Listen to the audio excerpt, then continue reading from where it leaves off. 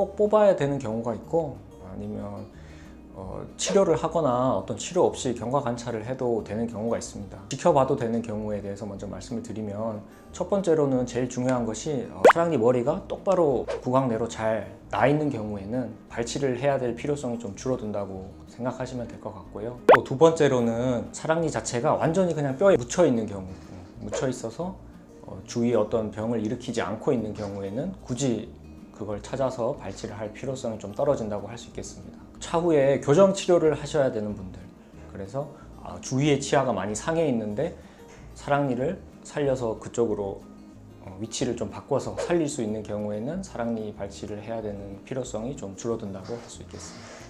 정확한 거는 교정 진단을 받아 보셔야 되고, 교정 진단 결과로 사랑니가 필요 없고 방해가 되는 경우에는 이제 발치를 하셔야 되고, 오히려 사랑니를 살려서 앞쪽 치아로 당겨서 쓰실 수 있는 경우에는 이제 발치를 하지 않고 사용을 하실 수 있는 경우라고 할 수 있겠습니다.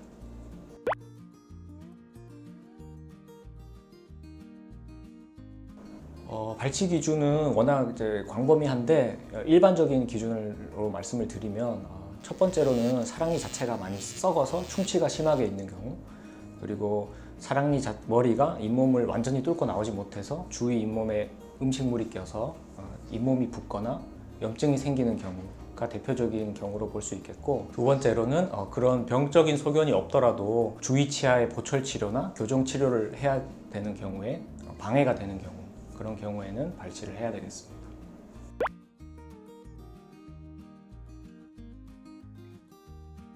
그거는 상황에 따라 다른 것 같고요.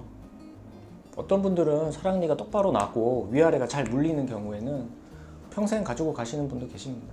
그런데 이제 현대인들이 점차적으로 이제 턱이 작아지다 보니까 공간이 부족한 분이 대부분입니다. 젊으실 때는 좀 괜찮다가도 관리가 잘 안 되거나 양치질이 잘 안 돼서 염증이 생기는 경우, 충치가 생기는 경우에는 이제 나중에 발치하게 되는 경우도 많습니다.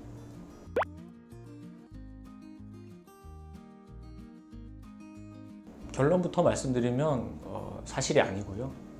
V라인이라고 하면 이제 어떤 저희 아래턱의 외형을 말씀하시는 것 같은데, 아래턱의 외형은 사랑니보다는 아래턱의 골격이나 주위의 이제 근육의 부피, 활성도 등에 따라서 달라지는 거기 때문에 사랑니 발치와 V라인은 관계가 없다고 말씀드릴 수 있겠습니다.